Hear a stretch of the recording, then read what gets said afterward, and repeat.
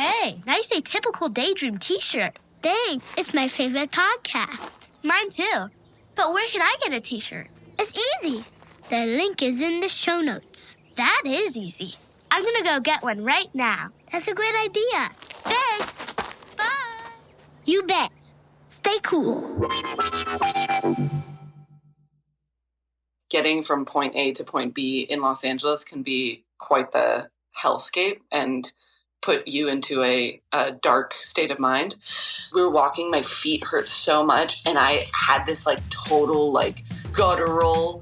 I just stopped in the middle of the sidewalk somewhere outside of LX and just screamed.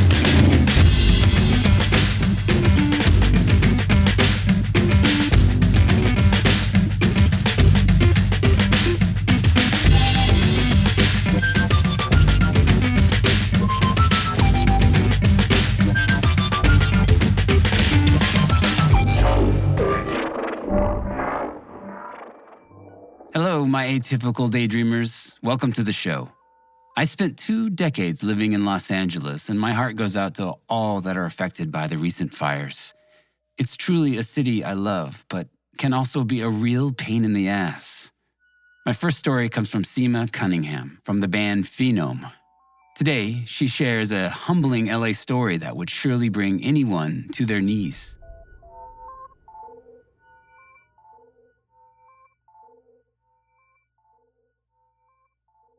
Carbra served us very well. We called her Carbra Walters. She was a big white F-350 Ford Econoline van.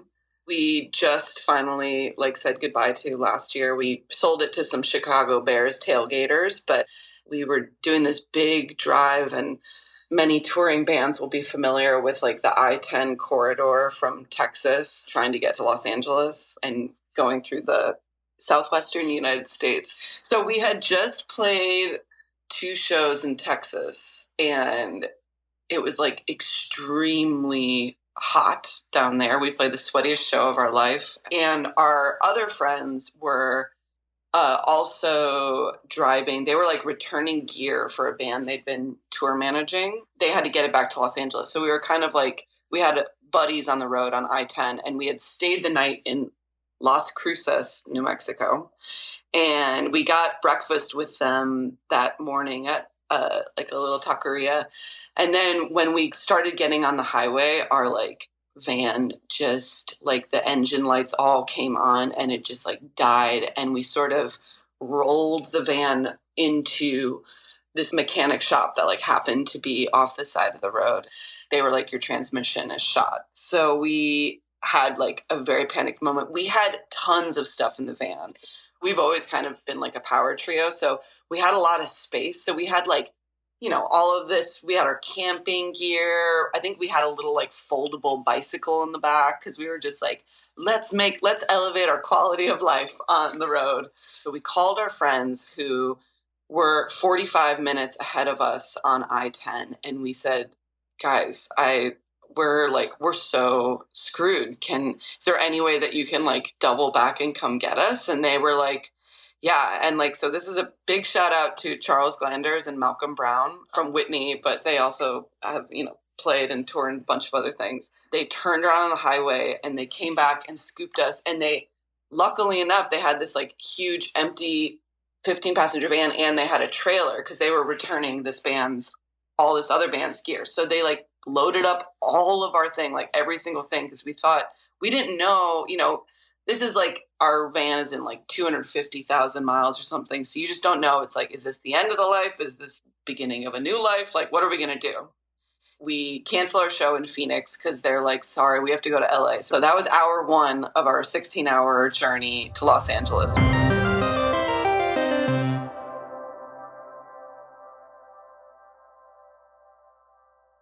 Getting from point A to point B in Los Angeles can be quite the hellscape and put you into a dark state of mind. So they drop us off. We crash. The next morning, we are okay, we need to rent a minivan so that we can finish this tour. But we also need to get all of the gear back to those guys who are returning. Maybe they left us with the van or something. So it just turned into this crazy time crunch because we woke up in the morning, we didn't eat anything. We thought it was going to be like, oh, we'll just like run down to LAX and go get our minivan and, it'll be fine. And then we'll take care of all of the rest of our business for the day before our sound check. So we kind of like woke everyone up, or me, Macy, and Matt, our drummer. And I was like, let's just all go to LAX right now. We're going to take an Uber down there. And this kind of like kicked off. I don't know why, but for some reason I was wearing some kind of high heel. It wasn't like stilettos, but I was wearing like a very like high heeled boot. So we get down to LAX and it turns out that like we need to go to a different car rental company. This was like in an era, we're all still very broke, but at this time, like the idea of spending another $30 on an Uber to get from one car rental company in LAX to another car rental company was like, I don't know, for some reason in my like fried tour brain, I was like, we can't do that. So I was like, all right, we're going to walk, which is like, an LA mile or LA mile and a half is like really fucking far. And you're in like LAX territory. It's like, you don't want to be walking around there. And none of us had eaten. And by now it's like 1 or 2 p.m. And now I'm looking at traffic. It's 2 hours back to where we were staying in Los Feliz. And then it's another like 50 minutes to get to the venue. So now we're like, wait, actually we are like really screwed in this situation. Anyway, so we're walking and I'm kind of like panicking and like we're trying to figure out like, how are we going to get this minivan? And I just ended up like, we were walking, my feet hurt so much. And I had this like total like guttural, I just stopped in the middle of the sidewalk somewhere outside of LX and just screamed, fuck!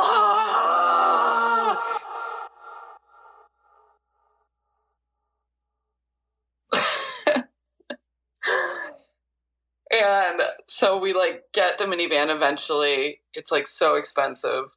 And we drive the 2-hour drive back to where we were staying.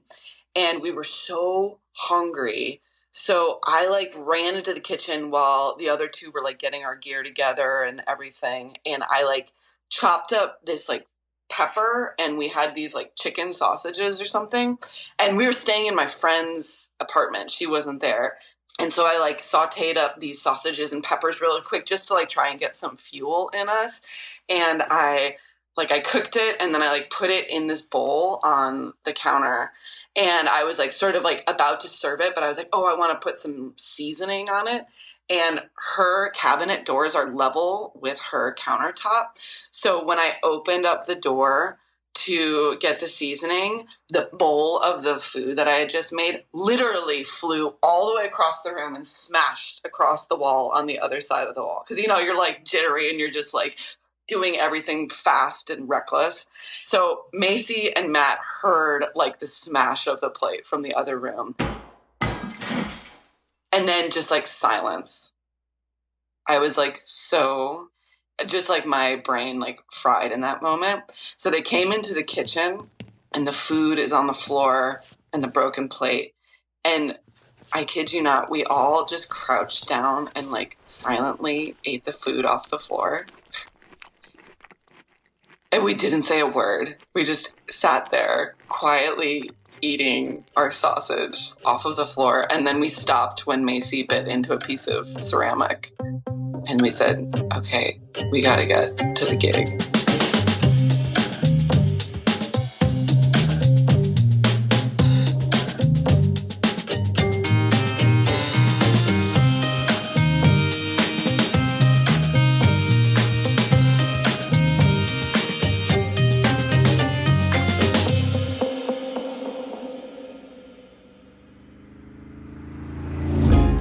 Hey, it's Josh. Hope you're enjoying the podcast. And if so, are you wanting more road stories? Well, good news. I've got you covered. Consider becoming a patron. You'll have access to loads of great bonus stories that there just wasn't time for. And you'll be supporting a truly independent podcast. Find the link in the show notes. And thanks. Now back to the show.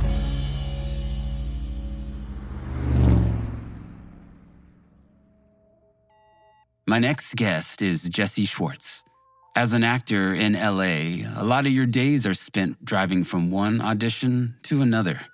It's a grind, but as Jessy shows us, sometimes Los Angeles adds a little extra serving of irritation to an already rough ride.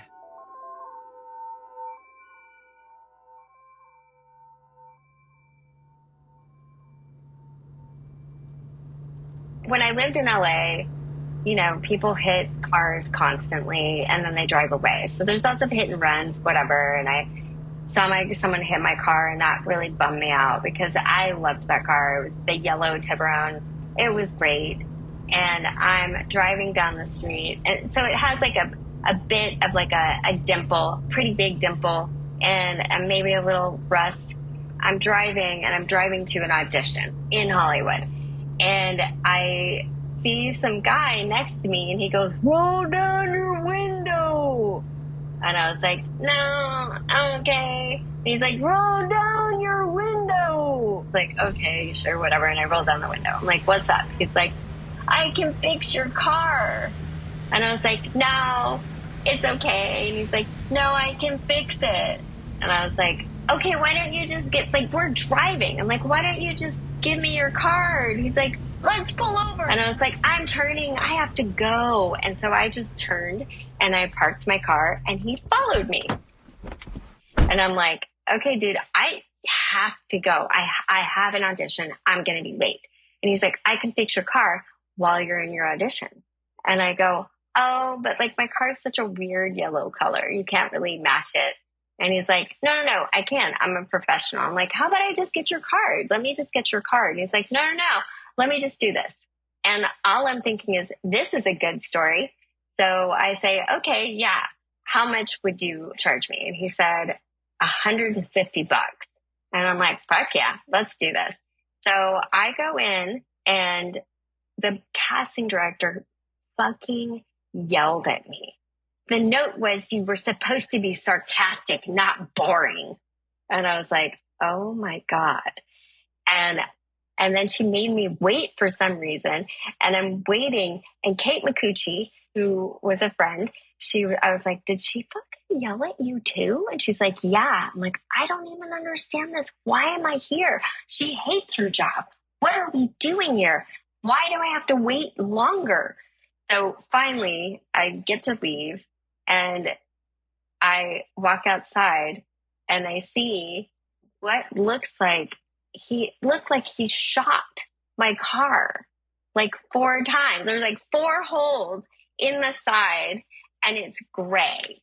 It's like, I don't know if he put like putty on it or what, but I was like, what the fuck is this? And he's like, "Oh yeah, it's fine. It'll be fine. It'll be fine." And I'm like, okay. And then he's like, "Just go back inside or something. It'll be like 10 minutes. And I'm just like, okay, fine. So I come back out again. I don't know why I went back in there. Maybe I needed more abuse. I don't remember. And this time he's like picking up a spray paint can. It's green. And I go, "Is that like, I don't understand. Is that primer?" And he goes, "No, this is it." And I go, "No, that's not the same color." And he sprays my car green. So I have like a giant green just splotch. And I go, "That's not yellow." And he's like, "No, it's good." And I go, "Okay, I can't pay you, dude. I can't do this. I can't do this." And he's like, "What?" And I go, "Okay, you should have, I don't know, used a better word. You said fix my car. If you said change my car, maybe I could pay you. But you said fix, and this is not fixed. I want my car back. I want that dent back." And he goes, "What the fuck's your problem? Why can't you just pay me for the supplies?" And I go, "How much is that?" And he goes, $100. I go, "No, it's not. No, it is not." It's like, "Give me the receipts." And he goes, "How about $50? And I go, "Fine, $50 fucking dollars." And I'm so old, I had a checkbook. And so I starting to write out the check. And all of a sudden I was like, you know what? Really can't do it. I can't. Like, this is going to break me. I can't do it. And I need money. So no. And he goes, "That's fine. You look like a crackhead anyway." And I was like, oh, wow, thank you so much. And he's like, you're so skinny. Go do all that heroin that you do. And I was like, oh, thank you so much, you fucking asshole, and just left. I want to thank Sima and Jessy for sharing their experiences. Be sure to check out Sima's band, Finom, and their most recent LP, Not God. It's actually one of my new favorite albums. Also, they have some upcoming tour dates in Denmark, Germany, and Finland. So check out their site for more details. This podcast is created and produced by me, Josh Caldwell. Music by Visual Aid, my side music project. General support and copywriting by Miranda Caldwell. And if you know someone who you think might enjoy this show, send them this episode. The support really helps. Thank you for listening, and I hope you come back next time.